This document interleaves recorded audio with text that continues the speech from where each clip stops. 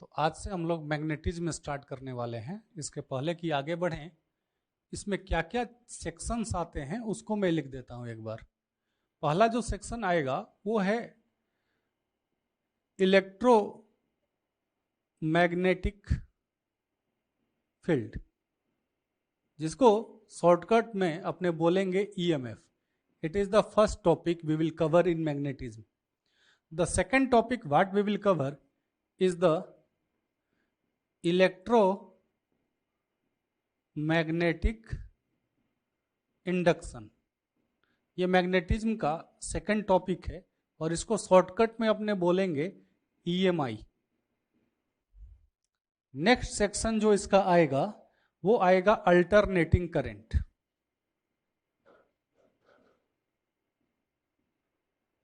जिसको शॉर्टकट में बोलते हैं AC। ये पूरे चैप्टर्स के प्रैक्टिकल इंपॉर्टेंस को देख लो आप। आईआईटी में तो इंपॉर्टेंस है ही, आईआईटी में ये 12th का सबसे बड़ा टॉपिक है। ये सारे सेक्शंस को मिला देंगे तो आईआईटी में 8 क्वेश्चन तक आ सकते हैं इस पूरे सेक्शन से। तो ये सबसे बड़ा टॉपिक है आईआईटी के लिए, इंपॉर्टेंट है ही। पर आईआईटी छोड़ के अगर प्रैक्टिकली देखें तो प्रैक्टिकल क्या इंपॉर्टेंस है, तो अर्थ की मैग्नेटिक फील्ड अपने लाइफ को कैसे इफेक्ट करती है आप जानते हैं। तो अर्थ की मैग्नेटिक फील्ड से होता क्या है, जो बर्ड्स फ्लाई करती हैं कुछ, वो बर्ड्स जो है मैग्नेटिक फील्ड को कैच करती हैं। और अपना जो थिंकिंग प्रोसेस होता है ना लोगों का, मेंटल थिंकिंग प्रोसेस, वो मैग्नेटिक फील्ड से अफेक्ट होता है। अपने बॉडी में आयरन का अमाउंट बहुत ज्यादा है, इसलिए कुछ कल्चर्स में बोला जाता है कि भाई ईस्ट की ओर सर करके सो या नॉर्थ की ओर सर करके सो, क्योंकि आयरन का अमाउंट हमारे बॉडी में ज्यादा है। और आयरन जो होता है वो फेरोमैग्नेटिक सब्सटेंस होता है जो मैग्नेटिक फील्ड से अफेक्ट होता है। तो ऐसा बोला जाता है कि ह्यूमंस का जो थिंकिंग प्रोसेस होता है वो उनके स्लीपिंग वे से डिपेंड करता है और वो अर्थ के मैग्नेटिक फील्ड पर डिपेंड करता है। अर्थ का मैग्नेटिक फील्ड अगर एक साथ स्विच ऑफ कर दिया जाए तो ऐसा होगा कि एक साथ जितने भी लोग पेस मेकर हार्ट में यूज करते हैं ना, जिनको हार्ट अटैक हो गया है, वो एक साथ मर जाएंगे। ये इफेक्ट होगा। एक साथ जितने भी बर्ड्स मैग्नेटिक फील्ड को पकड़ के फ्लाई कर रहे हैं ना, वो एक साथ जमीन पे गिर के मरने लगेंगे। और वो लोग जो मेंटली कमजोर रहते हैं ना, वो मैग्नेटिक फील्ड के चलते और ज्यादा डिस्टर्ब हो जाएंगे। जो लोग ज्यादा डिप्रेस्ड रहते हैं वो सीधे पूरी तरह से डिप्रेस्ड हो जाएंगे। Magnetic field affects our thinking process in a very huge manner. ये तो पॉइंट 1 हो गया। पॉइंट 2 की बात करें, अपने घर में इलेक्ट्रिसिटी आती है। इलेक्ट्रिसिटी कहाँ से प्रोड्यूस होती है, तो इलेक्ट्रिसिटी प्रोडक्शन का जो टॉपिक है वो ये दोनों सेक्शन में कवर करते हैं अपने। Transformer generation and transformer and AC generators, ये दोनों को अपने कवर करते हैं। अल्टरनेटिंग करंट में जनरेटर भी पढ़ाएंगे एंड ट्रांसफॉर्मर भी पढ़ाएंगे, और दोनों के बेस में मैग्नेटिक फील्ड ही है। ठीक है, वैसे ही सब्सटेंस के नेचर होते हैं पैरामैग्नेटिक, फेरोमैग्नेटिक एंड डायामैग्नेटिक। ये सब्सटेंस के बारे में भी आपको पढ़ाया जाएगा। सबसे पहला पॉइंट ये आता है कि मैग्नेटिक फील्ड आता कहां से है। तो आगे के टॉपिक में जब भी मैं मैग्नेटिक फील्ड बोलूं तो एक बात क्लियर कट रखना, it is a another type of field like gravitational field and electrostatic field. ये भी एक फील्ड है और ये फील्ड मूविंग चार्जेज ही केवल जनरेट कर सकते हैं। अब ऐसा सुन के तुम्हारे मन में ये डाउट आएगा कि परमानेंट मैग्नेट जो काले काले से होते हैं उनमें मैग्नेटिक फील्ड कैसे आता है, उनमें क्या मूविंग चार्जेज होते हैं। खैर ये तो बाद में अपने देख लेंगे। इसी में इलेक्ट्रोमैग्नेटिक फील्ड में एक टॉपिक आएगा परमानेंट मैग्नेट। परमानेंट मैग्नेट में अपने ये बता देंगे कि ये परमानेंट मैग्नेट जो हैं मैग्नेटिक फील्ड जनरेट कैसे करते हैं। खैर अभी के लिए आप आगे से याद रखेंगे कि जब भी मूविंग चार्ज आएगा तो मैग्नेटिक फील्ड जनरेट करेगा। खैर अगर moving charge magnetic field generate करता है तो मूविंग चार्ज की जो वेलोसिटी होगी, कोई भी मोशन होता है जो वो रिलेटिव होता है क्या, कोई भी मोशन यूनिवर्स का रिलेटिव है। तो अगर moving charge magnetic field generate कर रहा है तो चार्ज का जो मोशन होगा क्या वो फ्रेम डिपेंडेंट होता है। तो अगर चार्ज का मोशन फ्रेम डिपेंडेंट होता है तो मैग्नेटिक फील्ड का मैग्नीट्यूड भी फ्रेम डिपेंडेंट होगा। माने एक फ्रेम से मैग्नेटिक फील्ड दिखेगा तो हो सकता है कि अगले फ्रेम से मैग्नेटिक फील्ड ना दिखे। इसलिए आगे के लिए ध्यान रखना है कि magnetic field is a frame dependent physical quantity and it can be only produced by moving charges. Dear friends, आज हम लोग स्टार्ट करेंगे मैग्नेटिज्म। अभी आपने इलेक्ट्रोस्टैटिक्स में पढ़ा था कि जो एक चार्ज होता है, चार्ज इलेक्ट्रिक फील्ड प्रोड्यूस करता है और चार्ज इलेक्ट्रिक फील्ड के चलते फोर्स एक्सपीरियंस करता है। वहाँ हमने इलेक्ट्रिक फील्ड में हम लोगों ने डिटेल स्टडी की कि चार्ज रुका हुआ है या चार्ज रेस्ट में है, इलेक्ट्रिक फील्ड फोर्स एक्सर्ट करेगा ही करेगा, ये हम लोगों ने देखा था। मैग्नेटिज्म ये एक नया फील्ड है एक्चुअली, मैग्नेटिक फील्ड, जिसमें हम लोग ये देखेंगे कि मैग्नेटिक फील्ड उसी चार्ज पे फोर्स लगाता है जो चार्ज मूव कर रहा है। मैग्नेटिक फील्ड रुके हुए चार्ज पे फोर्स नहीं लगाता। सबसे पहली बात हम लोगों के माइंड में ये आती है कि मैग्नेटिक फील्ड ये जनरेट कैसे होता है, how we can generate magnetic field. तो इसके बारे में सबसे पहला एक्सपेरिमेंट किया था ओर्स्टेड ने। ओर्स्टेड ने ये देखा कि एक करंट कैरिंग वायर के सामने जब एक कंपास नीडल रखी जा रही है तो वो कंपास नीडल डिफ्लेक्ट हो जा रही है। जब करंट के मैग्नीट्यूड को बढ़ाया जा रहा है तो ये देखा गया कि जो डिफ्लेक्शन है वो इंक्रीज कर रहा है, और जब करंट के डायरेक्शन को चेंज कर दिया गया तो ये पाया गया कि जो डिफ्लेक्शन था उसका भी डायरेक्शन चेंज हो गया। तो मतलब कि करंट, मुझे मूविंग वायर जो है उसमें किसी भी आप वॉल्यूम में देखो तो जितने चार्ज इंटर करते हैं ना उतने ही चार्ज एग्जिट कर जाते हैं। किसी भी करंट कैरिंग वायर में एक सेक्शन में जितने चार्ज इंटर करेंगे पर सेकंड उतने ही चार्ज पर सेकंड एग्जिट कर रहे हैं। तो इस हिसाब से किसी भी वॉल्यूम को अगर अपने देखें तो वो एक्चुअली न्यूट्रल है। तो एक्चुअली वो अगर न्यूट्रल है तो वो सेक्शन इलेक्ट्रिक फील्ड तो जनरेट कर नहीं सकता। तो अगर वो इलेक्ट्रिक फील्ड जनरेट नहीं कर सकता तो फिर मतलब कि करंट कैरिंग वायर के चलते जो कंपास नीडल डिफ्लेक्ट हुई उसका रीजन इलेक्ट्रिक फील्ड कहना गलत होगा। तो ये एक नया फील्ड है क्योंकि कंपास नीडल जो है अर्थ के मैग्नेटिक फील्ड के चलते डिफ्लेक्ट करता है। तो अपने ये बोल सकते हैं कि ये एक नया फील्ड है जो एक करंट कैरिंग वायर के चलते प्रोड्यूस हुआ है। इसमें आगे जो स्टडी की वो बायट-सेवर्ट ने स्टडी की। बायट-सेवर्ट ने ये बताया कि एक चार्ज जब मूव करता है किसी वेलोसिटी से तो वो मैग्नेटिक फील्ड को जनरेट करता है। अभी अपना जब सबसे पहला मैथमेटिकल स्टडी है वो बायट-सेवर्ट लॉ से ही है। तो सबसे पहला अपना जो टॉपिक है वो है बायट-सेवर्ट्स law.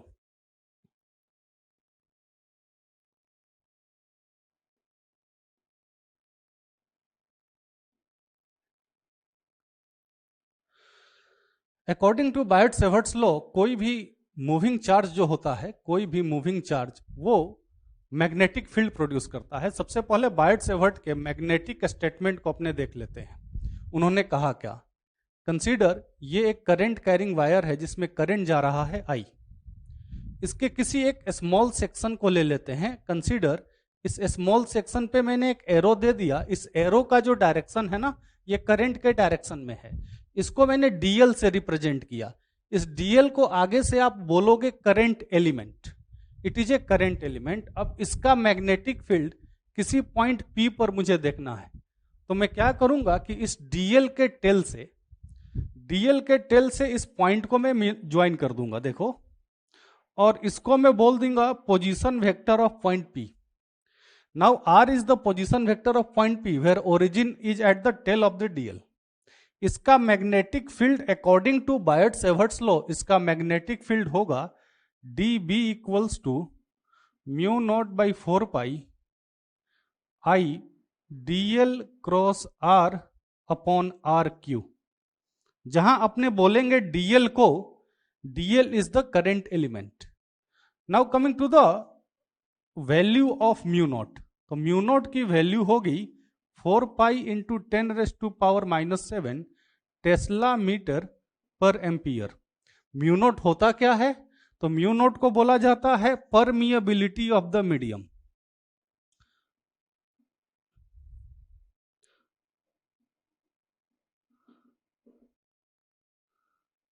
of the medium. This is the magnetic field according to Biot-Savart's law. This is the magnetic field produced by dl at point P. Now ऐसा यहां पे ऑब्वियस है, चूंकि यहां देखो क्रॉस प्रोडक्ट है, तो dB जो होगा ये मैग्नेटिक फील्ड का एक डिनोशन है. B is the डिनोशन for magnetic field. तो एक्चुअली ये एक वेक्टर फिजिकल क्वांटिटी होगी और इसका जो डायरेक्शन होगा, इसका डायरेक्शन होगा इन the direction of dl cross r. dl cross r जिधर होगा उधर ही dB होगा. तो ये dl क्रॉस r लेना कैसे है? तो इसके लिए आप यूज करोगे राइट हैंड स्क्रू रूल जो पढ़ाया गया था a क्रॉस b में. तो a क्रॉस b जो होता है, a क्रॉस b वो a पे भी परपेंडिकुलर होगा और b पे भी परपेंडिकुलर होगा. dl क्रॉस r जो होगा that will be perpendicular to dl and dl cross r it will be also perpendicular to r. मतलब कि dl क्रॉस r जो होगा ये dl और r जो मिलके प्लेन बना रहे हैं, say it is the plane of board, जो ये प्लेन बना रहे हैं उस प्लेन के ये परपेंडिकुलर होगा. अभी इसका डायरेक्शन देखेंगे कैसे, तो a क्रॉस b का जैसे देखते थे. देखो अगर बोर्ड के प्लेन के परपेंडिकुलर dB है तो या तो ये बोर्ड के प्लेन के बाहर होगा coming outward from the plane of board, या तो ये बोर्ड के प्लेन के अंदर जा रहा होगा. तो देखना कैसे है, तो dl की ओर अपने फिंगर्स को कर लो. Now close your fingers, stretch your thumb. It will be the direction of dl cross r and it will be the direction of magnetic field. Inward को अपने जब दिखाएंगे तो गोल बना के यहां क्रॉस मारेंगे. जहां भी अब मैग्नेटिक फील्ड में गोल बना के क्रॉस मारा उसका मतलब ये हो जाएगा कि ये इनवर्ड का साइन होता है, और जहां भी गोल बना के डॉट मार दिया तो उसका मतलब होगा ये आउटवर्ड है. आगे के लिए इस बात को आपको ध्यान रखना है. ठीक है. Now coming to the unit of magnetic field. भाई मैग्नेटिक फील्ड एक वेक्टर फिजिकल क्वांटिटी है, इसका हम लोगों ने डायरेक्शन देख लिया. कमिंग टू इट्स यूनिट, तो इसका जो यूनिट होता है मैग्नेटिक फील्ड का, इसका यूनिट होता है टेस्ला. अब चूंकि टेस्ला एक बहुत बड़ा यूनिट है इसलिए इस चैप्टर में छोटे यूनिट्स यूज किए जाएंगे, लाइक माइक्रो टेस्ला, इसका मतलब होता है 10⁻⁻⁻6 टेस्ला. लाइक मिली टेस्ला, इसका मीनिंग होगा 10⁻⁻³ Tesla. Tesla is a very big unit, इसलिए यहां इस चैप्टर में जो एग्जिस्टिंग मैग्नेटिक फील्ड्स होते हैं, अर्थ का मैग्नेटिक फील्ड भी जो है वो माइक्रो टेस्ला के रेंज का है. तो मैग्नेटिक फील्ड का मैग्नीट्यूड बहुत कम होता है, इसलिए इसको माइक्रो और मिनी में ही मेजर किया जाता है. ठीक है. नाउ तो अभी तक के डिस्कशन में जो हम लोगों ने पाया, वो सबसे पहला पॉइंट मैंने ये बोला कि मैग्नेटिक फील्ड जो है वो मूविंग चार्ज प्रोड्यूस करेगा. Magnetic field is produced by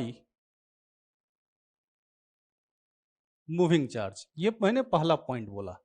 और कोई तरीका नहीं है मैग्नेटिक फील्ड प्रोड्यूस करने का, मूविंग चार्ज ही मैग्नेटिक फील्ड प्रोड्यूस करता है. दूसरा पॉइंट मैंने बताया, सेकंड पॉइंट मैंने बताया कि मैग्नेटिक फील्ड जो होता है इसका ये एक वेक्टर फिजिकल क्वांटिटी है.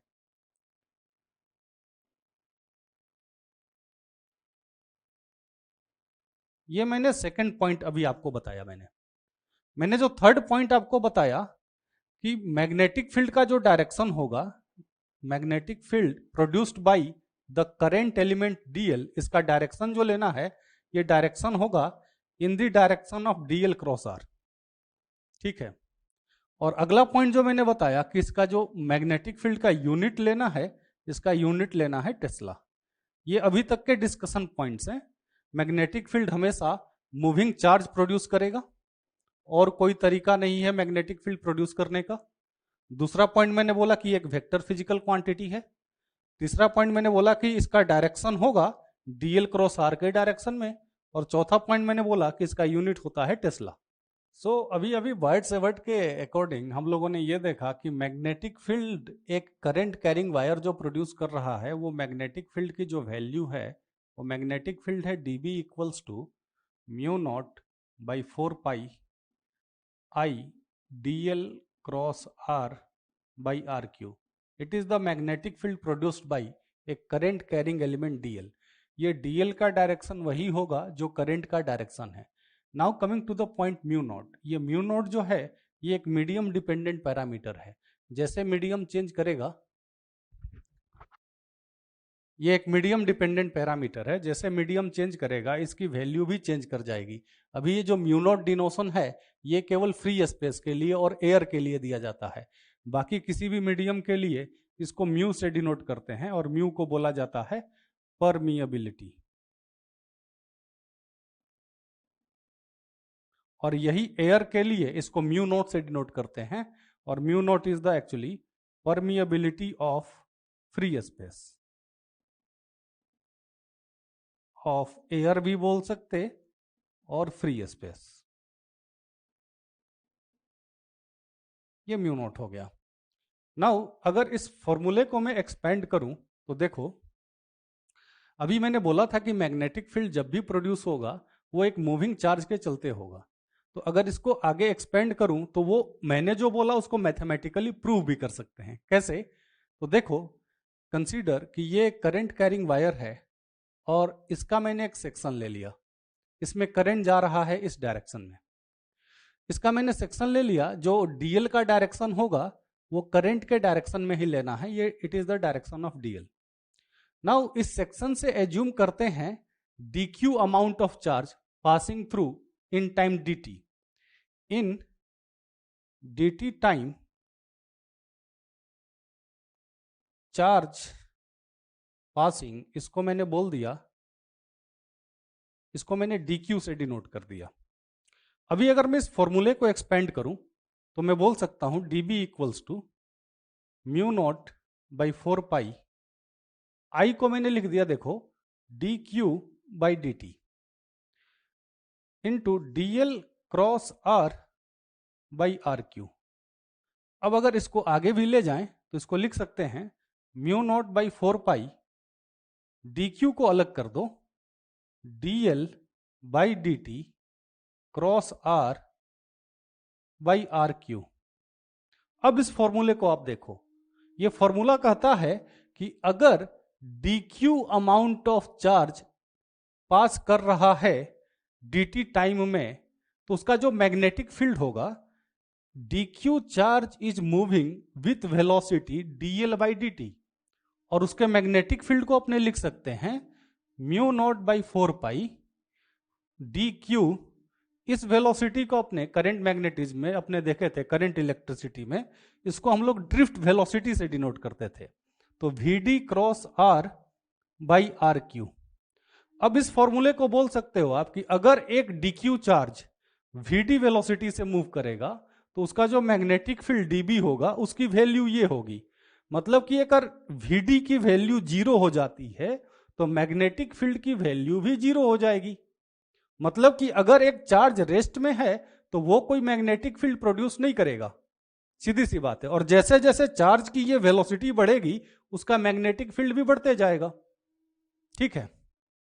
सो अगर इस फॉर्मूले को मैं जनरलाइज करता हूं तो मैं बोल सकता हूं कि कंसीडर एक चार्ज q v वेलोसिटी से मूव कर रहा है, तो उसका जो मैग्नेटिक फील्ड होगा b, वो मैग्नेटिक फील्ड को लिख सकते हैं b equals to mu naught by 4 pi q v cross r by R cube. ये पिछले फॉर्मूले से ही निकाला गया। पिछले फॉर्मूले में आपने देखा था कि एक dq चार्ज जब vd वेलोसिटी से मूव करेगा तो उसका मैग्नेटिक फील्ड क्या होगा। Now if A charge q is moving with velocity v, if a charge q is moving with velocity v, in that case उसका मैग्नेटिक फील्ड ये हो जाएगा। नाउ अब इस मैग्नेटिक फील्ड का अगर मैं डायरेक्शन दूं, consider the charge q is moving with velocity v, और इस पॉइंट पे आप मैग्नेटिक फील्ड देख रहे हो, तो चार्ज जहां पे प्रेजेंट है वो चार्ज को, उस पॉइंट को ओरिजिन बोल दो और वहां से उस पॉइंट को मिला दो। Now it will be the position vector of the point where you are looking for the magnetic field. Now इस चार्ज q का मैग्नेटिक फील्ड p पर इस फॉर्मूले से निकाला जाएगा।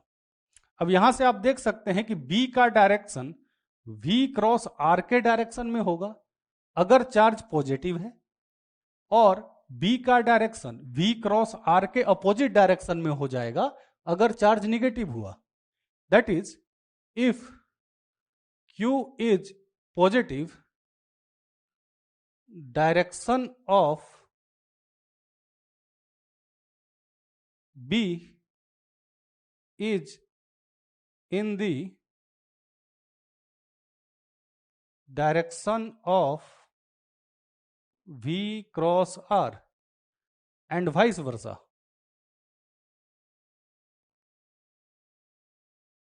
ठीक है, अगर चार्ज Q निगेटिव होता है तो उसका जो डायरेक्शन होगा वो V क्रॉस R के अपोजिट डायरेक्शन में हो जाएगा। ठीक है, अभी इसको एक एग्जांपल से समझते हैं। देखो, एज्यूम करो कि एक चार्ज ओरिजिन पर है, ये चार्ज पॉजिटिव चार्ज है और इसको मैंने y एक्सिस की ओर प्रोजेक्ट किया, से विद वेलोसिटी v। अभी मैं बोलूं कि there is a point P on the x axis. इस पॉइंट P पर मैग्नेटिक फील्ड का डायरेक्शन किधर होगा?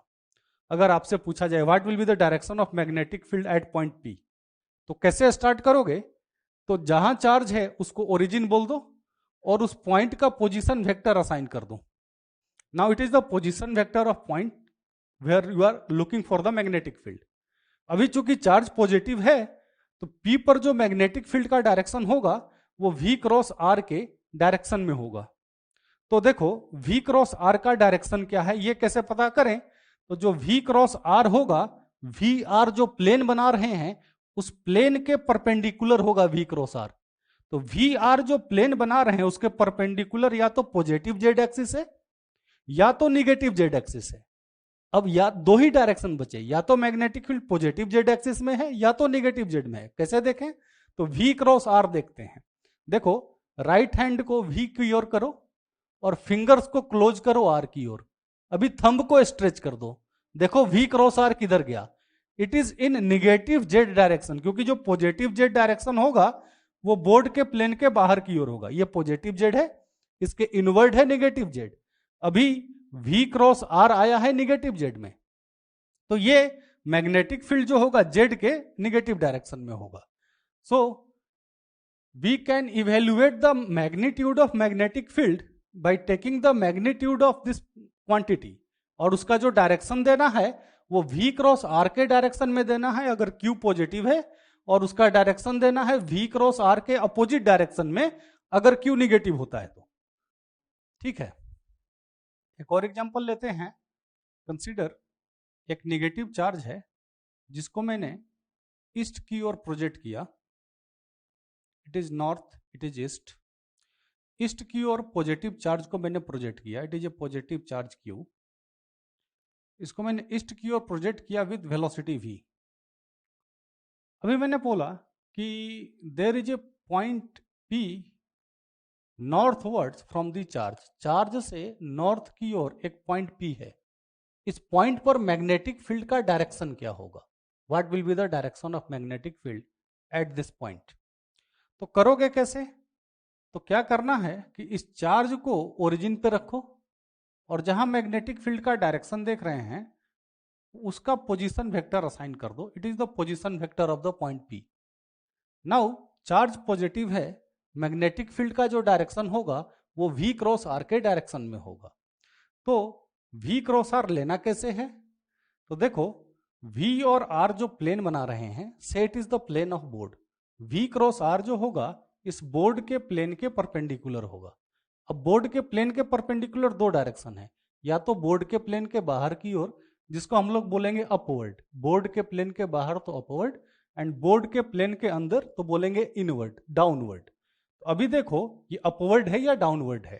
तो V क्रॉस R, ये थंब का जो डायरेक्शन आ रहा है ये अपवर्ड डायरेक्शन में आ रहा है।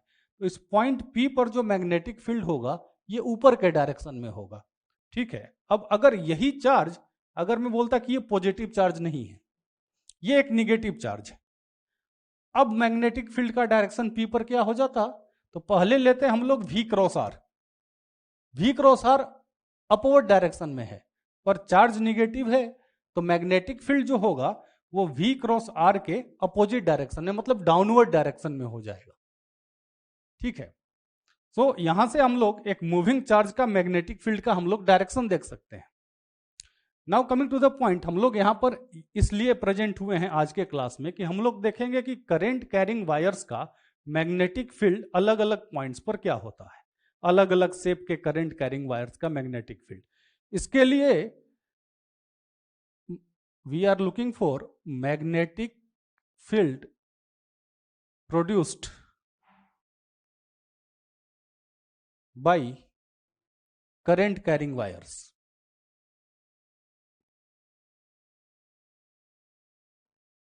It is the topic. अब यहां पर हम लोग देखेंगे कि मैग्नेटिक फील्ड जब भी हम लोग निकालेंगे तो बॉयड-सेवर्ट्स लॉ का यूज करेंगे। Magnetic field produced by current carrying wire, ये हम लोग आज देखना चाह रहे हैं। तो बॉयड-सेवर्ट लॉ का यूज करेंगे। एक बार वापस बॉयड-सेवर्ट लॉ को मैं रिव्यू कर देता हूं। हम लोगों ने देखा था कि एक करंट कैरिंग वायर का, ये करंट कैरिंग वायर है जिसमें करंट जा रहा है I, इसका मैग्नेटिक फील्ड जब यहां P पर देखना है तुमको, तो सबसे पहले क्या करना है कि एक छोटा सा करंट एलिमेंट ले लो DL। पहले इस DL का मैग्नेटिक फील्ड P पर देखोगे। Magnetic field produced by DL at P, ये देखने के लिए DL के टेल से ओरिजिन बोल दो इसको, और वहां से P का पोजीशन वेक्टर असाइन कर दो। से it is position vector R। तो केवल DL का मैग्नेटिक फील्ड P पर अपने देखना चाहें तो magnetic field of element DL at P, इसकी जो वैल्यू आएगी, इसकी वैल्यू आएगी dB equals to mu naught by 4 pi I DL cross R by RQ। ये DL का मैग्नेटिक फील्ड P पर है। Now coming to its magnitude, अगर मैं इसका मैग्नीट्यूड लेना चाहूं, consider the angle between DL and R। ये जो एंगल है ना, ये एंगल मान लो कि थीटा है, ये एंगल को थीटा बोल देते हैं। तो अगर ये एंगल थीटा है, तो अगर मैं इसका मैग्नीट्यूड लूं, magnitude of DB, it will be given by DB equals to mu naught by 4 pi I DL R sine theta by RQ। अब यहां से एक R कैंसल हो जाएगा, तो अगर एक R कैंसल हो जाएगा तो ये आ जाएगा mu naught by 4 pi I DL sign theta by R square. ये मैग्नेटिक फील्ड का मैग्नीट्यूड है, खाली DL एलिमेंट का है, ये पूरे वायर का नहीं है। अब अगर पूरे वायर का निकालना पड़े तो क्या करेंगे, तो पूरे वायर का निकालना पड़े तो ये जो वेक्टर फिजिकल क्वांटिटी तुमको यहां दिख रही है, इसको इंटीग्रेट करना पड़ेगा। इस पूरे वायर का अगर मैग्नेटिक फील्ड यहां देखना है तो इसको ऐड करना पड़ेगा। अब आपको ये याद रहे कि magnetic field vector physical quantity है, और वेक्टर फिजिकल क्वांटिटी को डायरेक्टली इंटीग्रेट नहीं कर सकते। तो अगर इसको सीधा इंटीग्रेट नहीं कर सकते तो फिर मैग्नेटिक फील्ड पूरे का कैसे निकालेंगे, तो वेक्टर एडिशन का मेथड है एक रिजोल्यूशन। आपको करना क्या पड़ेगा कि डीबी को रिजोल्व करके ऐड करना पड़ेगा। पूरे का मैग्नेटिक फील्ड देखना है तो इस टर्म को रिजोल्व करके ऐड करना पड़ेगा। पर अगर ऐसा हो जाता है कि जितने भी यहां से यहां डीएल सेक्शंस हैं, छोटे छोटे डीएल सेक्शन जितने भी हैं, अगर उन सबका मैग्नेटिक फील्ड सेम डायरेक्शन में है, तो अगर वेक्टर सेम डायरेक्शन में हो, याद होगा अगर एक वेक्टर है जिसका मैग्नीट्यूड 2 है और एक वेक्टर है जिसका मैग्नीट्यूड 4 है, और अगर दोनों सेम डायरेक्शन में हैं तो दोनों को सीधे जोड़ के 6 लिखते हैं।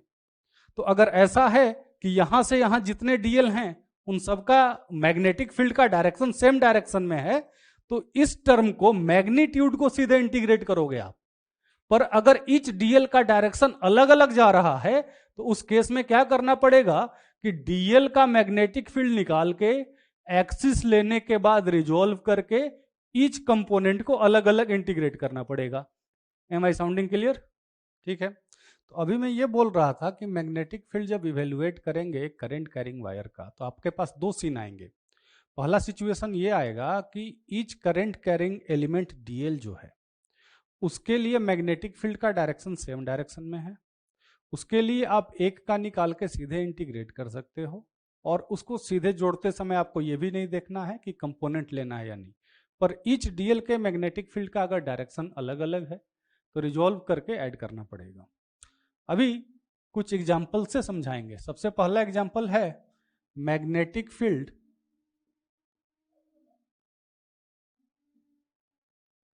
Of a circular loop at centre.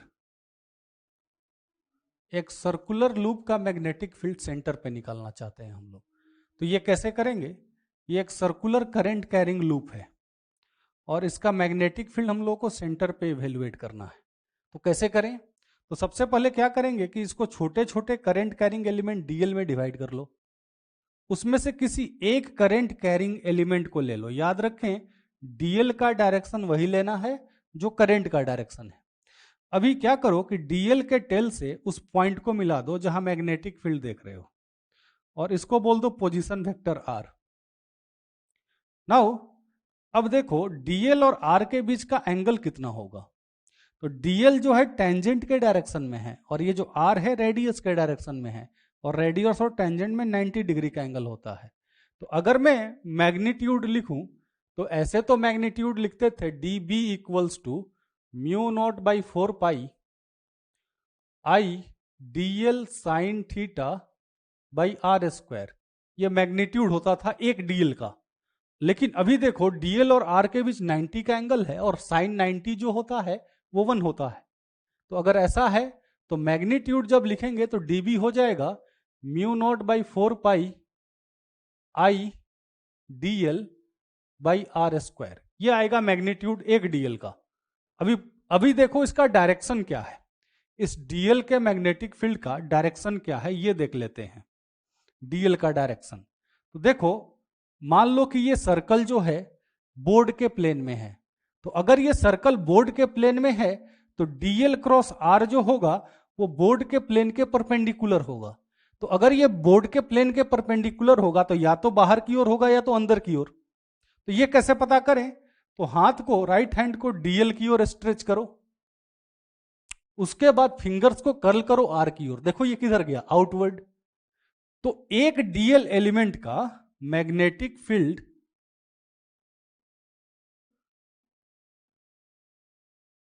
Of element DL एक डीएल का जो मैग्नेटिक फील्ड है बाहर आ रहा है। अब क्या मैं इसको सीधे इंटीग्रेट कर दूं? तो सीधा आंसर है नहीं। कह नहीं कर सकते क्योंकि ये मैग्नेटिक फील्ड जो है वेक्टर क्वांटिटी है। पहले देखना पड़ेगा कि यहां से यहां तक जितने डीएल हैं उन सबके मैग्नेटिक फील्ड का डायरेक्शन क्या है ये देखना पड़ेगा। तो देखो ऐसा करके देखते हैं। एक एलिमेंट मैंने यहां ले लिया डीएल, एक एलिमेंट मैंने यहां ले लिया डीएल। दोनों के मैग्नेटिक फील्ड का डायरेक्शन ओ पर देखते हैं। तो डीएल के लिए मैग्नेटिक फील्ड का डायरेक्शन ओ पर देखेंगे तो ये है डीएल क्रॉस आर बाहर की ओर। अब इस डीएल का अगर देखें तो ये डीएल है और ये हो गया आर। अब अगर डीएल क्रॉस आर ले तो ये भी बाहर की ओर है। अगर मैं वही डीएल यहां ले लूं तो अब जरा ऊपर देखें मैग्नेटिक फील्ड किधर है। तो यहां से इसको मिला दिया। अब देखो जरा डीएल क्रॉस आर का डायरेक्शन किधर है। अभी भी बाहर आ रहा है। तो यहां से यहां जितने भी करंट एलिमेंट डीएल हैं सबका मैग्नेटिक फील्ड का डायरेक्शन आउटवर्ड है। मतलब कि ईच डीएल के मैग्नेटिक फील्ड का डायरेक्शन सेम है क्या? तो अगर ऐसा है तो अपने सीधे इंटीग्रेशन के लिए जा सकते हैं। तो मैग्नेटिक फील्ड हो जाएगा total B equals to which is integration of D B equals to integration of mu naught by 4 pi I DL by R square. अभी आर स्क्वायर क्या है? तो ये आर का मैग्नीट्यूड है। आर का मैग्नीट्यूड बोले तो ये लेंथ क्या होगी? सर्कल के रेडियस के बराबर होगी। तो अगर सर्कल के रेडियस को मैं ए बोल दूं तो आर को मैं ए से रिप्लेस कर सकता हूं and it will B a constant. तो उसको मैं बाहर ले आऊंगा। म्यू नॉट बाई 4 पाई वो भी बाहर आ जाएगा, आई भी बाहर आ जाएगा। तो अगर इन सारी क्वांटिटीज को मैं बाहर ले लेता हूं, mu naught by 4 pi, I भी बाहर आ गया, R which is a square, तो अब क्या बचेगा? तो अब बचेगा इंटीग्रेशन डीएल। तो इंटीग्रेशन डीएल कैसे करें? तो यहां से यहां जितने भी सेक्शन हैं उन सबको जोड़ो, ऐड करो। अभी ऐड करेंगे तो ये सर्कल के सर्कुम्फेरेंस के बराबर होगा। तो सर्कल के सर्कुम्फेरेंस को अगर मैं यहां रिप्लेस कर दूं तो ये b की जो वैल्यू आएगी, ये b की वैल्यू आएगी b equals to mu naught by 4 pi I upon a square into 2 pi a. अब अगर मैं इसको सॉल्व कर दूं तो ये आ जाएगा mu naught by 2 I upon a square, और ए के यहां से कैंसिल हो गया तो एक यहां ए बचेगा केवल। तो मैग्नेटिक फील्ड का जो वैल्यू आया वो आया म्यू नॉट आई अपॉन 2a। ये सर्कुलर करंट कैरिंग लूप के मैग्नेटिक फील्ड का मैग्नीट्यूड है। अब डायरेक्शन कैसे देखना है, हर बार क्या डीएल क्रॉस आर करके लेना पड़ेगा? तो नहीं, इसका एक शॉर्टकट है। शॉर्टकट क्या है? तो करंट अगर ऐसे घूम रहा तो राइट हैंड को वैसे घुमाओ, तो राइट हैंड को वैसे घुमाओगे तो थंब जिधर गया सर्कुलर करंट कैरिंग वायर का मैग्नेटिक फील्ड सेंटर पे उसी डायरेक्शन में होगा। अब अगर करंट ये डायरेक्शन में जाएगा तो राइट हैंड को वैसे घुमा लो, तो थंब बताएगा कि सेंटर पे मैग्नेटिक फील्ड का डायरेक्शन क्या है। या तो आप डीएल क्रॉस आर करके देख लो, या तो ये शॉर्टकट यूज करोगे, करंट ऐसे घूम रहा तो राइट हैंड को वैसे घुमाया, और राइट हैंड को वैसे घुमाया तो थंब बताएगा कि मैग्नेटिक फील्ड सेंटर पे किधर है, विच इज आउटवर्ड। या तो सीधे एक छोटा सा डीएल ले लो और डीएल क्रॉस आर करो, तो बता देगा कि ओ पे मैग्नेटिक फील्ड का डायरेक्शन बाहर के डायरेक्शन में है। ठीक है,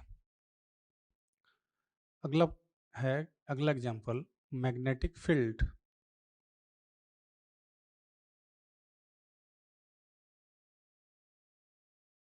due to a straight wire.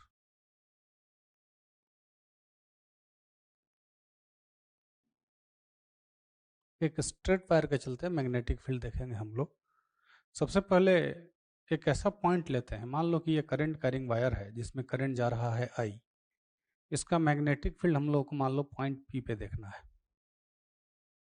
तो अगर इस करंट कैरिंग वायर का मैग्नेटिक फील्ड पॉइंट पी पर हम लोग देखें तो सबसे पहले एक करंट कैरिंग एलिमेंट डीएल ले लेते हैं। ये करंट कैरिंग एलिमेंट डीएल है, इसका मैग्नेटिक फील्ड यहाँ देखेंगे तो डीएल के टेल से इसको मिला दिया, it is the position vector R. Now आप देखो डीएल और आर के बीच जो एंगल है वो 0 डिग्री है।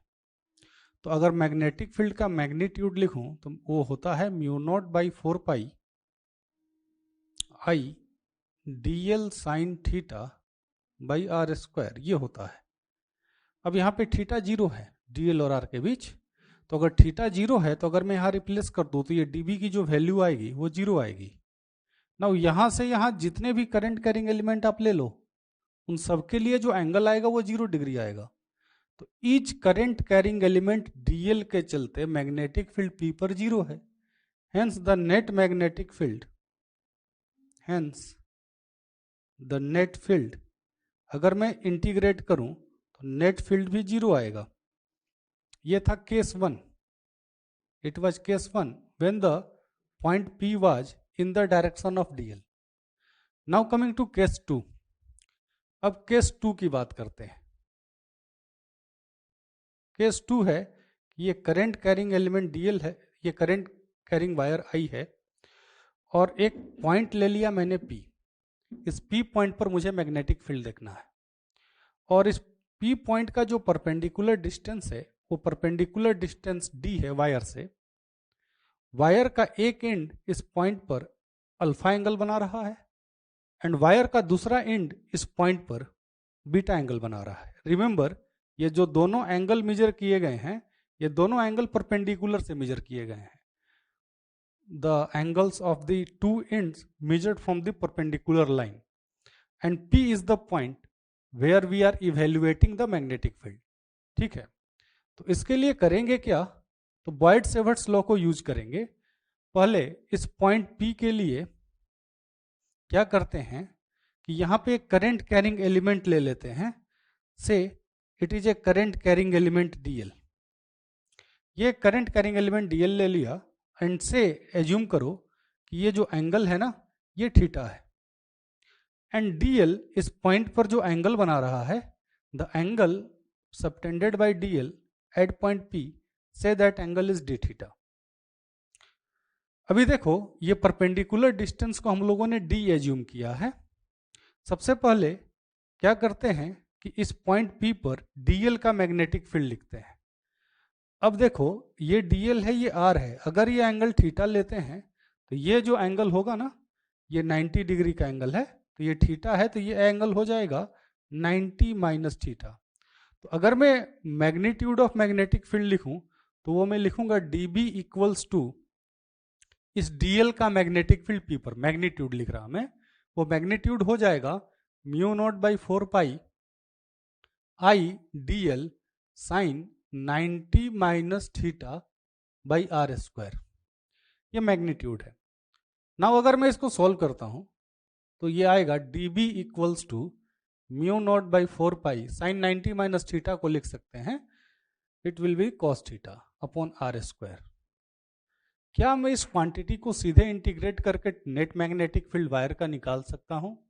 तो ये क्वेश्चन तभी एराइज होगा जब अपने ये चेक कर लें कि क्या यहां से यहां जितने भी डीएल हैं उन सबका मैग्नेटिक फील्ड P पर सेम डायरेक्शन में है, ये चेक करना पड़ेगा।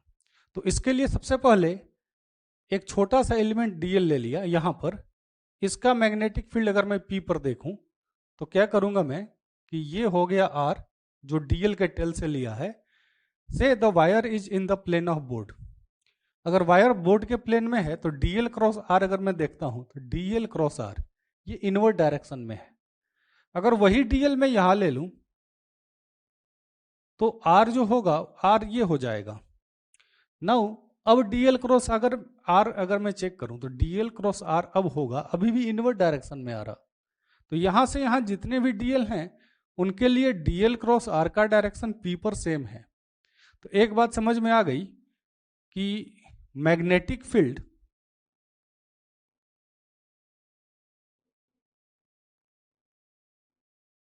Due to each DL is in same direction. ठीक है, सो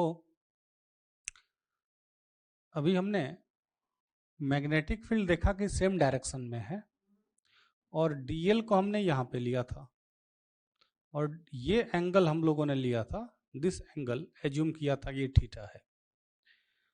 तो dB की जो वैल्यू आई है वो हम लोगों ने निकाला है dB equals to mu naught by 4 pi I dl cos theta by R square.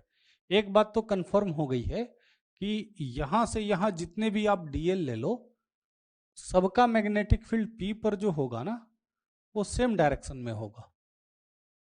अब अगर ऐसा है कि यहां से यहां तक जितने डीएल हैं सबका मैग्नेटिक फील्ड P पर सेम डायरेक्शन में है और वो इनवर्ड है, इनवर्ड के लिए गोल बना के क्रॉस मारते हैं, तो अगर ऐसा है तो एक का मैग्नेटिक फील्ड dB निकालने के बाद अपने क्या कर सकते हैं कि सीधे इंटीग्रेट कर सकते हैं।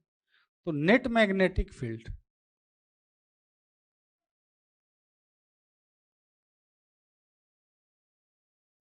एट दिस पॉइंट, तो उसको मैं एवेल्युएट करूं तो ये आएगा B equals to mu naught by 4 pi. अब देखना होगा कि इसमें वेरिएबल क्या है। तो अगर डीएल को मैं मूव कराऊं ओवर दी वायर तो देखो ये आर का लेंथ वेरी करेगा, आर की लेंथ वेरी करेगी, आर का डायरेक्शन भी वेरी करेगा, ये एंगल थीटा भी वेरी करेगा। क्या अगर इस डीएल को ओवर दी वायर मूव कराऊं तो थीटा भी बदल रहा है, तो इसमें थीटा भी वेरिएबल हो गया, डीएल भी वेरिएबल हो गया, आर भी वेरिएबल हो गया। तो म्यू नॉट बाई 4 पाई ये टर्म बाहर आ जाएगा और आई बाहर आ जाएगा। तो अब बचेगा क्या? तो अब बचेगा इंटीग्रेशन में बचा dl cos theta by R square. अभी ये इंटीग्रेशन में देखो तीन वेरिएबल हैं, dl है, थीटा है और r है। तो ये इंटीग्रेशन को परफॉर्म करने के लिए अपने को बाकी दो वेरिएबल को एक वेरिएबल में कन्वर्ट करना पड़ेगा, क्योंकि हम लोग ये तो जानते हैं कि integration sine theta D theta क्या होता है, वन वेरिएबल इंटीग्रेशन, पर अपने ये नहीं जानते कि इंटीग्रेशन साइन थीटा dx क्या होता है। तो जब भी ऐसा इंटीग्रेशन आता है हम लोगों के सामने तो उसके लिए हम लोग सब्स्टिट्यूशन मेथड यूज करते हैं। तो यहां पर भी वही करना पड़ेगा, बाकी दो वेरिएबल को एक के टर्म में सब्स्टिट्यूट करके यहां रखना पड़ेगा। तो आ जाते हैं इस ट्रायंगल की तरफ, जो ये ट्रायंगल आपको दिख रहा। अगर मैं इसको डीएल से डिनोट किया हूं तो ये लेंथ को मैं एल लिख सकता हूं। तो अगर ऐसा है तो ये ट्रायंगल में देखो, इस ट्रायंगल में ये परपेंडिकुलर डिस्टेंस डी ये क्वेश्चन में गिवन है। तो अब इस ट्रायंगल में आ जाते हैं। अगर मैं लेता हूं cos थीटा, तो cos थीटा को लिख सकते हैं, देखो बेस हो जाएगा डी, हाइपोटेनस है आर, तो यहां से आर की वैल्यू आ गई, देखो डी सेक थीटा, आर इधर गया, cos थीटा नीचे आया, d by cos theta, that is d sec theta. ना उसी ट्रायंगल में अगर मैं tan थीटा ले लूं तो tan थीटा को लिख सकते हैं L बाई डी। देखो तो L बाई डी की बात करें तो यहां से L की वैल्यू आ जाएगी d tan थीटा। अपने को यहां इंटीग्रेशन में देखो dl को रिप्लेस करना है, तो dl को कैसे रिप्लेस करें, तो इसको डिफ्रेंशिएट करते हैं थीटा के रिस्पेक्ट में, dl by D theta, d बाहर आ गया, tan थीटा का डिफ्रेंशिएशन, tan थीटा का डिफरेंशिएशन हो जाता है सेक स्क्वायर थीटा। तो यहां से देखो dl की वैल्यू आ गई, dl की जो वैल्यू आई dl equals to d sec square theta D theta. ये dl यहां इंटीग्रेशन में रिप्लेस करूंगा मैं, और जो r दिख रहा है ना वो r को भी वहां रिप्लेस कर देते हैं। तो अगर ऐसा करें तो b की जो वैल्यू आई वो I mu naught by I upon 4 pi, integration के अंदर आते हैं, इंटीग्रेशन dl की value d sec square theta D theta, dl के बाद देखो यहां एक cos थीटा भी है, तो वो cos थीटा यहां पे रख देना पड़ेगा, cos थीटा, और नीचे में r स्क्वायर, तो r की वैल्यू कितनी है d सेक थीटा, तो यहां रखते हैं d square sec square theta. तो देखो सेक स्क्वायर कैंसिल हो जाएगा, एक d से एक d कैंसिल हो जाएगा, तो एक d को बाहर ले लेते हैं, mu naught I by 4 pi D. देखो अब उसके बाद क्या बचा, तो इंटीग्रेशन में बचा cos थीटा डी थीटा। देखो तो अब ये बात है कि cos थीटा डी थीटा, तो थीटा कहां से कहां वेरी कर रहा है, तो थीटा की जो लिमिट होगी, देखो हम लोगों ने शुरू में ही एजम्पशन लिया था कि ये डी है, एक इंड वायर का यहां से अल्फा एंगल बना रहा और दूसरा इंड वायर का यहां से बीटा एंगल बना रहा। तो अगर थीटा की लिमिट ली जाए तो थीटा की लिमिट लेंगे अल्फा टू, देखो एक एंगल इधर परपेंडिकुलर से इस सेंस में मेजर किया गया है और दूसरा एंगल परपेंडिकुलर से ये सेंस में मेजर किया, एंगल मेजरिंग सेंस परपेंडिकुलर से अलग अलग है। और थीटा जब हमने एज्यूम किया था तो थीटा को पॉजिटिव लिया था, मतलब क्या कि ये सेंस में जो एंगल मेजर कर रहे उसको हम लोग प्लस ले रहे हैं, तो ये सेंस में जो एंगल मेजर करेंगे उसको हम लोग माइनस में लेंगे। सही बात है। तो थीटा की वैल्यू जब अपने मेजर करें तो लिखेंगे alpha two minus beta, am I right. तो ये आएगा mu naught I by 4 pi d. Cos theta का इंटीग्रेशन क्या होता है, तो कॉस थीटा का इंटीग्रेशन होता है साइन थीटा। नाउ लिमिट्स की बात करें तो अल्फा टू माइनस बीटा। यह ऐसा भी कर सकते थे कि शुरू में ही थीटा को ये माइनस ले लेते। अब बात यह है कि इंटीग्रेशन में जब लिमिट्स दिए जाते हैं तो इंटीग्रेशन में लिमिट्स देते समय छोटा लिमिट जो होता है वो नीचे रहता है और बड़ा लिमिट जो रहता है वो ऊपर रहता है, वो आपको पता होगा। इस लिमिट को आपको चेंज करना पड़ेगा, इधर कर देते हैं माइनस बीटा, इधर अल्फा, यहां भी कर देते हैं माइनस बीटा नीचे और इधर अल्फा। अभी आ जाएगा ये mu naught I by 4 pi d sine theta की जगह alpha minus sine minus of beta. अब साइन माइनस थीटा क्या होता है, तो माइनस साइन थीटा, वो माइनस बाहर आ जाएगा, तो we will get the magnetic field due to a straight wire. तो वो जो फॉर्मूला था उसका फाइनल आंसर है B equals to mu naught by 4 pi I d, नीचे आ गया sine alpha plus sign beta. ये फॉर्मूला आपको याद रहना चाहिए। It is the magnetic field produced by A straight wire eight point P and the situation is, इस point पे magnetic field देख रहे हैं और इसका जो परपेंडिकुलर डिस्टेंस है वो डी है, एक एंड वायर का अल्फा एंगल बना रहा एंड दूसरा एंड वायर का बीटा एंगल बना रहा। ये दोनों एंगल मेजरिंग सेंस जो हैं परपेंडिकुलर से अलग अलग हैं। एक एंगल देखोगे एंटी क्लॉकवाइज है अल्फा, दूसरा एंगल बीटा देखोगे तो वो क्लॉकवाइज है। ठीक है, ऐसे भी एंटी क्लॉकवाइज एंगल को हम लोग पॉजिटिव लेते हैं ना। इसके डिफरेंट सब केसेज हैं, अलग अलग केसेज हैं जिनकी आप बात कर लें। मान लो कि ये वायर जो है इनफाइनाइट लेंथ का हो, इनफाइनाइट लेंथ वायर। अगर ये वायर इनफाइनाइट लेंथ का होगा, सपोज ये एंड को मैं इन्फिनिटी तक खींच के ले जाऊं और ये एंड को भी इन्फिनिटी तक लेके जाऊं, तो ये अल्फा कितना हो जाएगा, ये अल्फा बढ़ते जाएगा बढ़ते जाएगा। जब ये एंड इन्फिनिटी को जाएगा ना तो ये एंगल बढ़ते बढ़ते 90 डिग्री हो जाएगा। वैसे ही ये एंड जब इन्फिनिटी को जाएगा तो ये एंगल बढ़ते बढ़ते 90 डिग्री हो जाएगा। तो अगर मैं अल्फा बीटा दोनों को 90 रिप्लेस कर दूं तो magnetic field due to a infinite length wire, वो मैग्नेटिक फील्ड आएगा, देखो साइन 90 साइन 90 2 हो गया, तो ये आ जाएगा mu naught I by 2 pi D. ये इनफाइनाइट लेंथ वायर का मैग्नेटिक फील्ड है। अब अगली बात करें कि एक और केस आता है जिसमें ये हो गया पहला केस, सब केस 1, ये पहला केस है। मान लो दूसरा केस ऐसे आता है कि ये वायर का मैग्नेटिक फील्ड देखना है, इस पॉइंट P पर देखना है, पर जब मैं परपेंडिकुलर ड्रॉप कर रहा हूं तो वायर ये सेक्शन में नहीं है, पर ये सेक्शन में इंफिनिटी तक गया है। इस केस को बोला जाता है, देखो इस केस को बोलते हैं semi infinite, semi infinite wire. It is a semi infinite length wire. अब इस केस में परपेंडिकुलर के नीचे वायर नहीं है, तो अगर वो केस आ गया तो देखो अल्फा की वैल्यू 0 हो जाएगी, पर बीटा ये इंक्रीज करते जाए तो बीटा हो जाएगा 90। तो उस केस में ये बी की जो वैल्यू आएगी, बी की वैल्यू आएगी mu naught by 2 pi d into I. ये सेमी इनफाइनाइट लेंथ वायर का केस है। एक और केस अराइज होता है, थर्ड केस।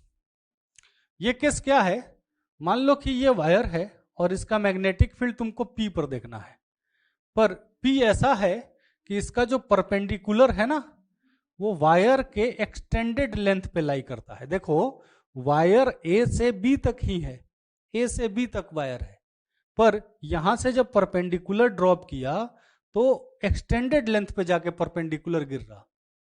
अब अगर क्वेश्चन में सपोज ये एंगल दे दिया θ1 एंड ये एंगल θ2 दे दिया, दोनों एंगल परपेंडिकुलर से गिवन है, तो ये फॉर्मूले को, ये जो जनरलाइज फॉर्मूला है, आप कैसे यूज करोगे मैग्नेटिक फील्ड के लिए। तो देखो ऐसा है कि परपेंडिकुलर से एक एंगल मेजर करते थे हम लोग एंटी क्लॉकवाइज, है ना, अल्फा जो देखो मेजर किया गया है वहां पे एंटी क्लॉकवाइज मेजर किया गया है। तो अगर एंटी क्लॉकवाइज मेजर करे θ1 को तो अपने को ये एंगल लेना होगा, तो जहां अल्फा था ना वहां रखेंगे अपने 2 पाई माइनस θ1, और बीटा जैसा था θ2 भी बिल्कुल वैसा है, तो बीटा को θ2 रख देंगे, पर अल्फा के जगह रखेंगे 2 पाई माइनस θ1।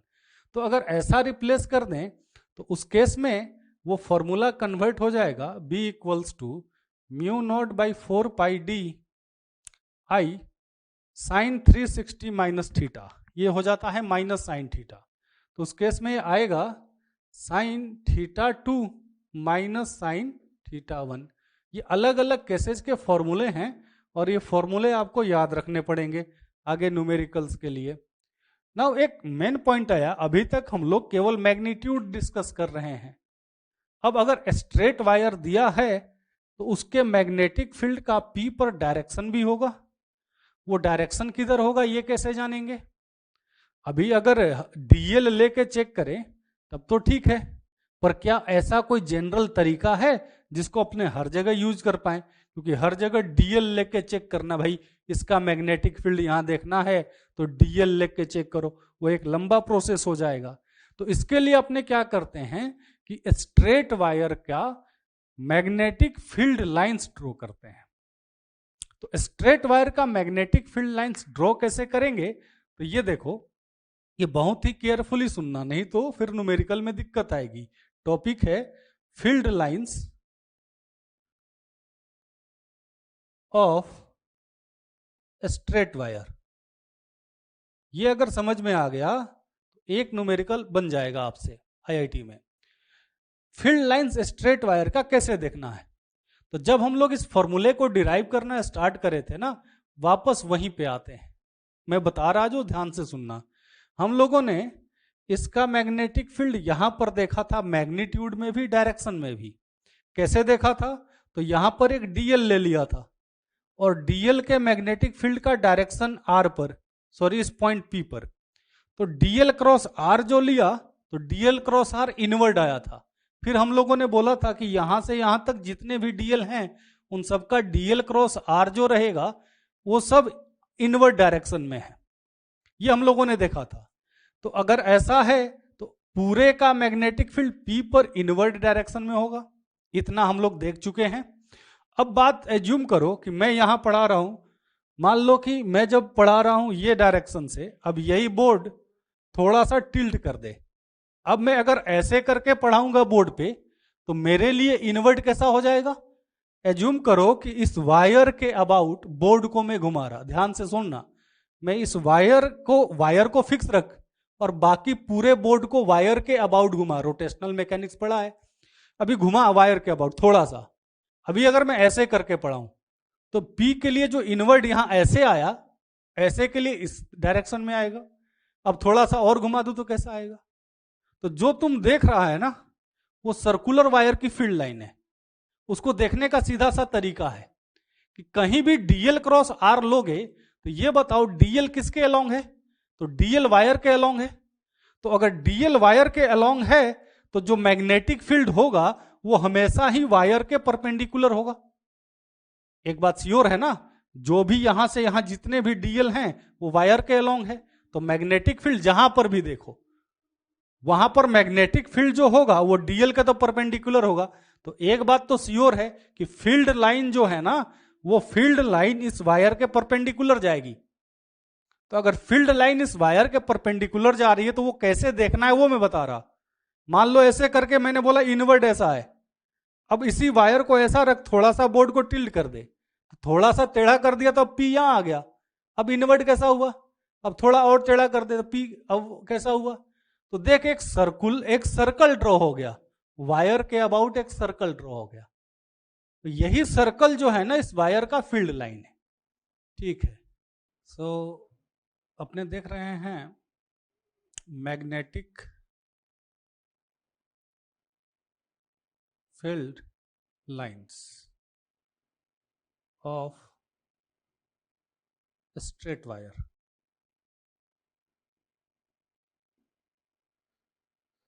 इसमें मैंने ये बताया कि मैग्नेटिक फील्ड जो भी होगा वो इस वायर के तो परपेंडिकुलर होगा, क्योंकि बॉयड-सेवर्ट के अनुसार मैग्नेटिक फील्ड का डायरेक्शन जो होता है वो डीएल क्रॉस आर के डायरेक्शन में होता है।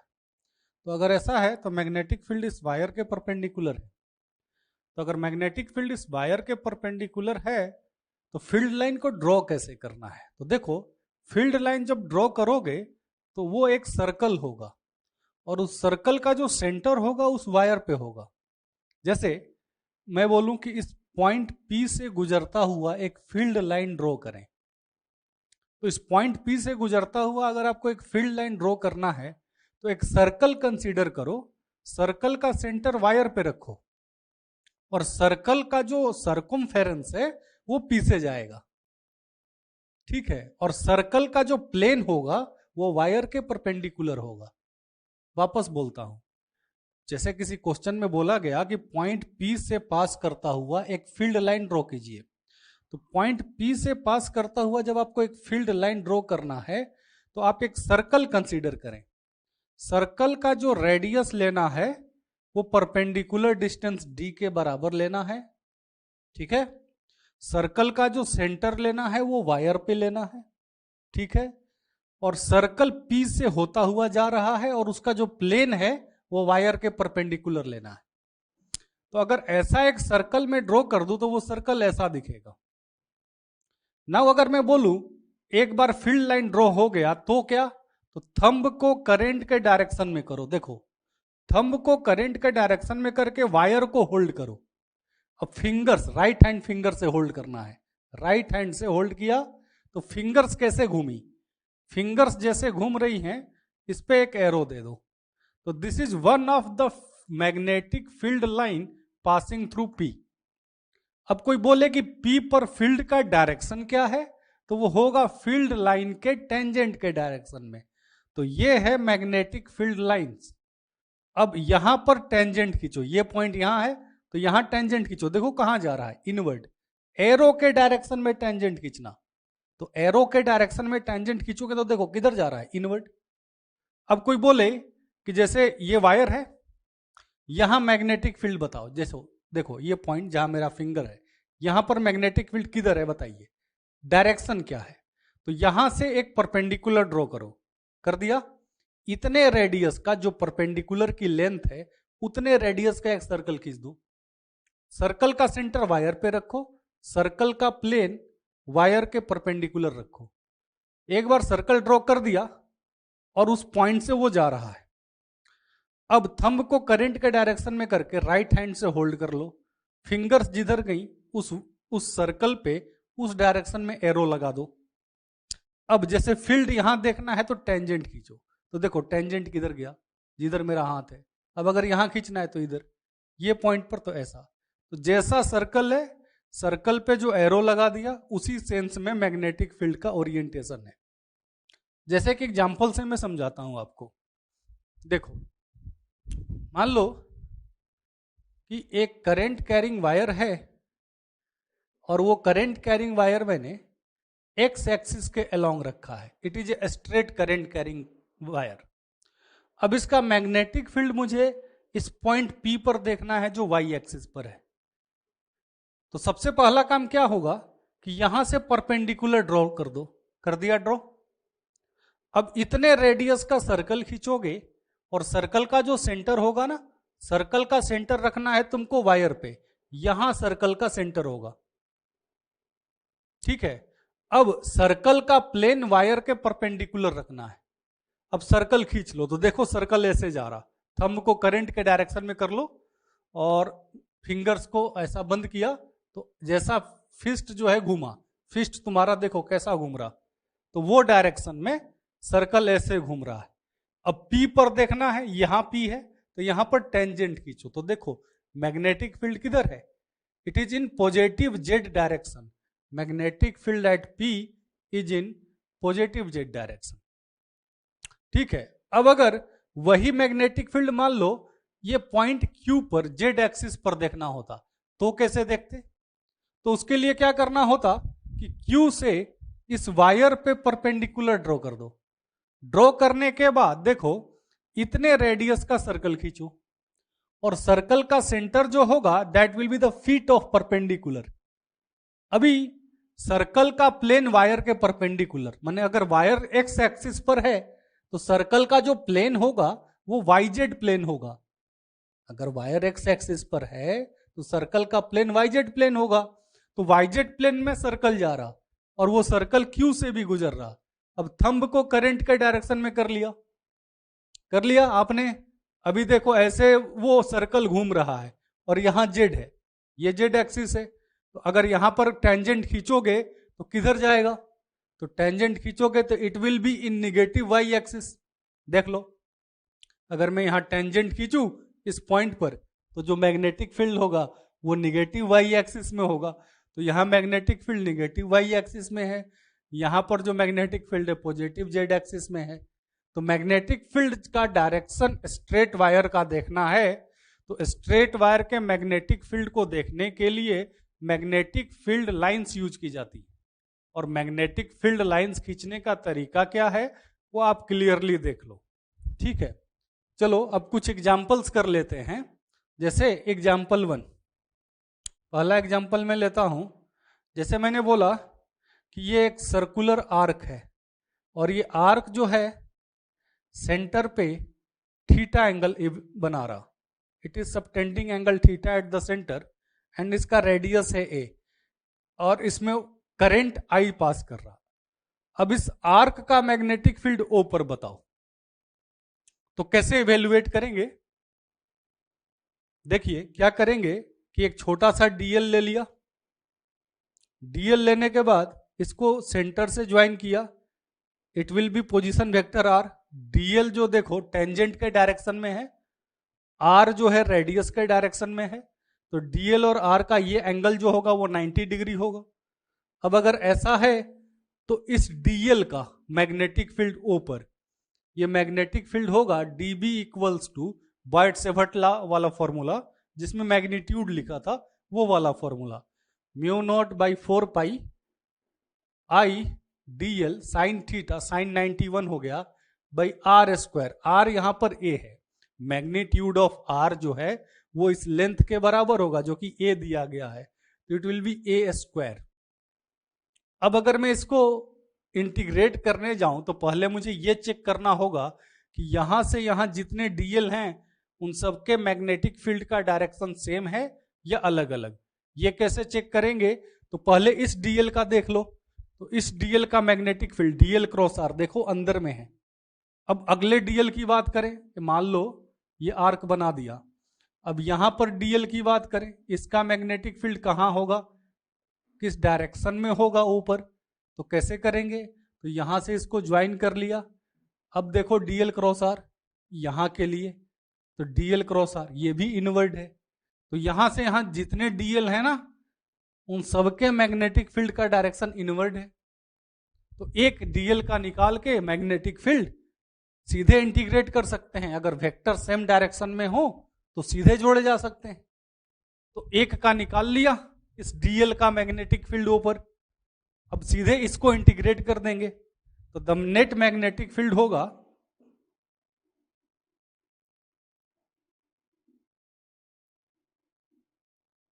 इसको इंटीग्रेट किया तो B equals to integration d B which is equals to, इसमें से जो कांस्टेंट है वो बाहर ले लो, तो mu naught by 4 pi I by A square बाहर आ गया, इंटीग्रेशन डीएल होगा यहां, तो इंटीग्रेशन डीएल क्या देगा, तो ये टोटल लेंथ आर्क लेंथ कैसे निकालें, तो theta equals to L by R से, ये लेंथ जो होगी ना ये रेडियस ए है, ये एंगल थीटा है, तो लेंथ हो जाएगी ए थीटा। तो अगर मैं इंटीग्रेशन डीएल को ए थीटा रख दूं तो ये आएगा म्यू नॉट बाई 4 पाई, देखो ए थीटा तो ए कैंसल हो गया, तो आई थीटा है ना, और नीचे एक ए रहेगा, ये मैग्नेटिक फील्ड आर्क का फॉर्मूला है। ठीक है, इसको नोट कीजिए।